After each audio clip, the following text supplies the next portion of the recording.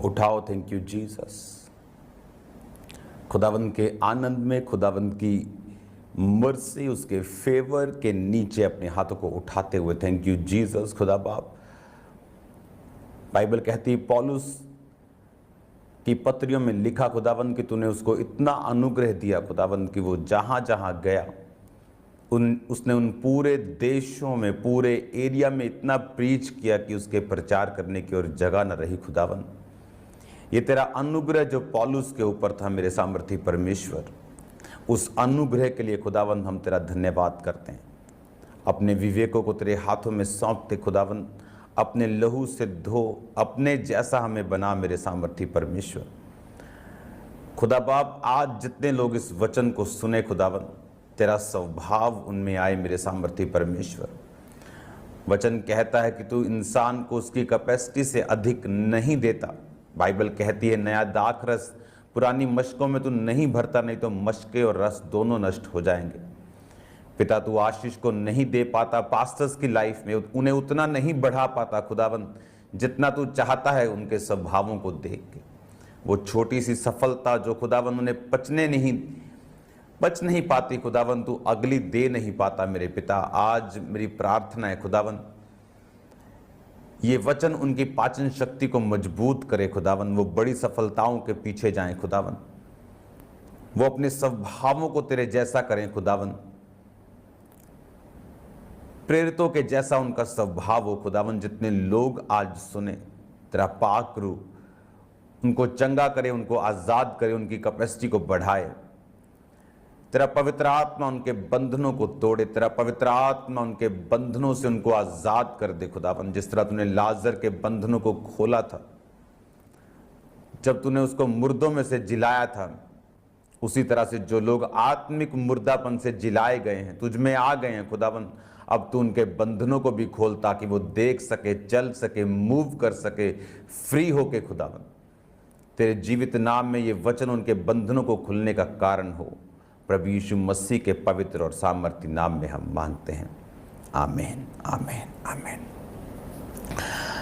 God bless you all. मैं excited रहता हूँ आपके साथ मिलने के लिए 1 बजे रोज।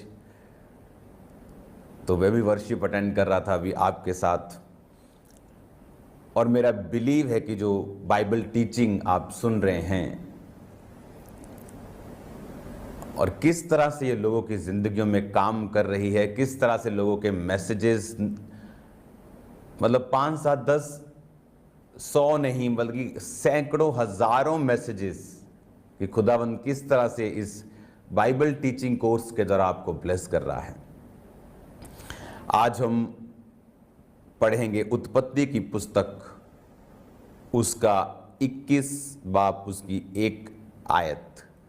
यहोवा ने जैसा कहा था वैसा ही सारा की सुधि लेकर उसके साथ अपने वचन के अनुसार किया। सारा अब्राहम से गर्भवती हुई और उसके बुढ़ापे में उसी नियुक्त समय पर जो परमेश्वर ने उससे ठहराया था एक पुत्र उत्पन्न हुआ। अब्राहम ने अपने उस पुत्र का नाम जो सारा से उत्पन्न हुआ था इसहाक रखा, और जब उसका पुत्र इसहाक 8 दिन का था तो उसने परमेश्वर की आज्ञा के अनुसार उसका खतना किया। जब अब्राहम का पुत्र इसहाक उत्पन्न हुआ तब अब्राहम 100 वर्ष का था। सारा ने कहा, परमेश्वर ने मुझे प्रफुल्लित किया है, इसलिए सब सुनने वाले भी मेरे साथ प्रफुल्लित होंगे। अब परमेश्वर ने जैसा कहा था उसने सारा की सुधि लेकर, बाइबल कहती है, अपने वचन के अनुसार किया और वो गर्भवती हुई। और नियुक्त समय पर जो परमेश्वर के 3 दूत, जिनमें एक खुद परमेश्वर था और 2 स्वर्गदूत थे, जब वो अब्राहम से तंबू के द्वार पर मिले थे और अब्राहम ने उन्हें खाना खिलाकर, उन्हें उनकी सेवा करके उन्हें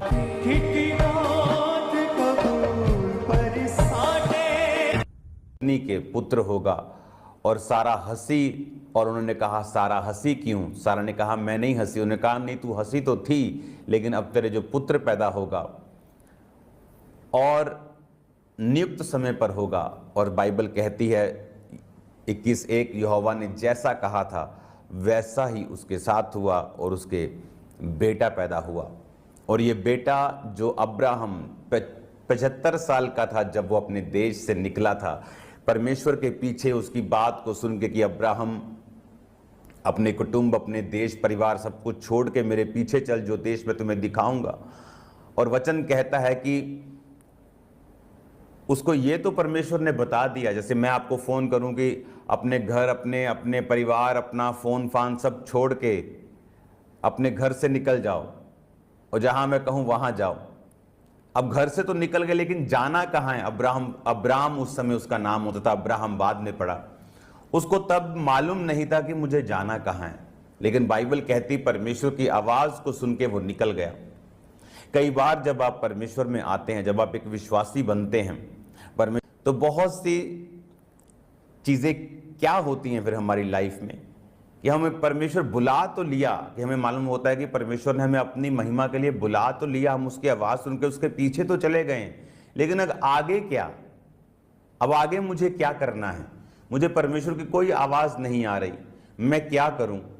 और बाइबल कहती है विश्वास के द्वारा अब्राहम चला, और विश्वास के द्वारा उसने घर को छोड़ा, विश्वास के द्वारा अपने परिवार को छोड़ा और परमेश्वर के पीछे चला। और देखो क्या असर हुआ, परमेश्वर ने उसको स्ट्रॉन्ग किया, उसको बरकत दी। बाइबल कहती है अब्राहम सोने, रूपे, गाय, बैल, बरकत दी। बाइबल कहती है अब्राहम सोने, रूपे, गाय, बैल, भेड़ का, लैंड का, जमीनों का बड़ा धनी था। और बाइबल कहती है कि चाहे उसे एक जगह से दूसरी जगह फिरना, लेकिन फिर भी उसकी बहुत सारी चीज़ें थी, बहुत सारी उसने जगह भी खरीदी थी, लेकिन वचन ये कहता है कि परमेश्वर ने उसे ब्लेस किया। उसके पास एक ऐसी फौज थी जो राजाओं को मारकर वापिस आ जाती थी जब जरूरत होती थी। सब तरफ से परमेश्वर ने उसे बरकत दी उसके पीछे चलने के लिए। लेकिन अभी एक बरकत उसकी लाइफ में पड़ी थी, वो ये थी कि परमेश्वर उसे बेटे के साथ, अपने वंश के साथ उसे ब्लेस करे। और परमेश्वर इस बरकत को देने से पहले उसे चाहता था कि वो सिद्ध हो जाए। और उसे परमेश्वर जब 99 साल का, 99 साल का था, तो परमेश्वर ने कहा था अब्राहम मेरी उपस्थिति में चलता जा और सिद्ध होता जा। और बाइबल कहती है, उस वचन को मैं आपको पढ़ाऊंगा, और बाइबल कहती है कि जब वो परमेश्वर उससे बात कर रहे थे, तो मैंने आपको समझाया था कि जब मैं आपसे बात करूं और बोलूं कि भाई अपनी कमियों को निकाल दो, माता जी अपनी कमियों को खत्म कर दो, तो आपको मालूम होता है कि आपकी लाइफ में कौन सी कमियां हैं।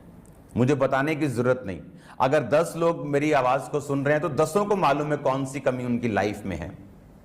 तो बाइबल कहती परमेश्वर ने जब अब्राहम को बोला अब्राहम अपनी कमियों को दूर कर मेरी सिद्धता में चल, उपस्थिति में चल और सिद्ध होता जा, तो अब्राहम को मालूम था। और जैसे ही उसने अपनी कमियों के विषय में काम किया, आप जानते हैं अब्राहम को झूठ बोलने की एक कमी थी उसकी लाइफ में, बार बार वो झूठ बोलता था। और यही रीजन था कि परमेश्वर उसे उस हायर और उस हाईएस्ट टाइप की एक आशीष पे नहीं लेके जा पा रहा था जो परमेश्वर ने उसके लिए तैयार की थी।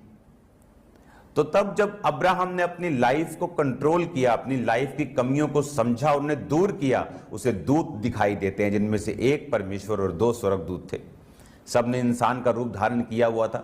तो जब उनसे बात होती है तो वो एंड में जाके सेवा के बाद बोलते हैं, जब उनको खाना खिलाया जाता है कि अब तेरे पुत्र होगा, और बाइबल कहती है किस के एक बाप में पुत्र पैदा हो गया, अब सारा ने उस पुत्र का नाम इसहाक रखा। ये तब हुआ जब उन्होंने अपनी लाइफ में परफेक्शन को फॉलो किया, अपनी लाइफ की कमियों को दूर किया।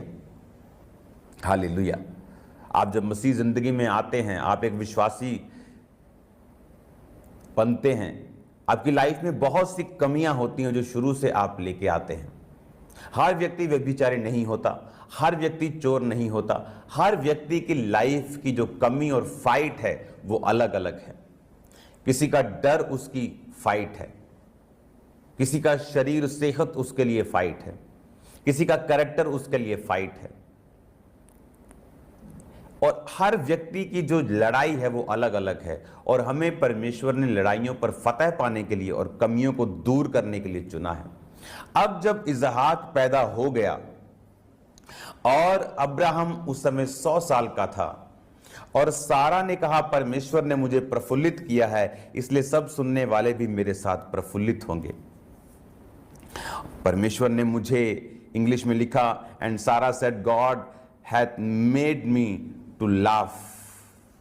लाफ का जो 6712 शब्द है हिब्रू का, इब्रानी भाषा से ये बाइबल ली गई है।